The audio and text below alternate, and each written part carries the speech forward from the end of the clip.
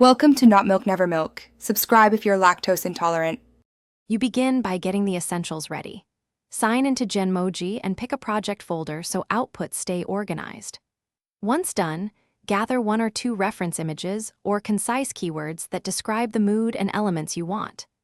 Make sure to set the output size and visual style now, small sizes for chat, larger for stickers, because that determines generation defaults and reduces redo time. You craft a tight prompt. Subject, emotion, dominant color, and one detail. Shorter prompts yield more focused results. Then run a handful of variations, 2 to 4, so you can compare thumbnails and select the strongest composition.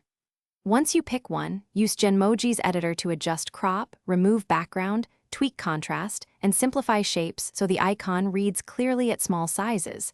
This is why refinement matters for legibility. You're ready to export.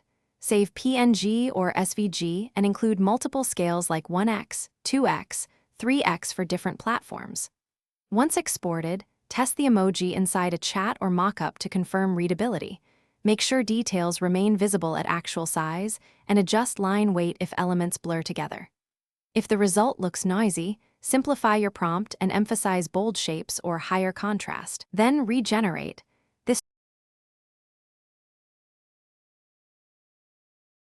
Thanks for watching. If this was helpful, leave a like and consider subscribing. See you next time.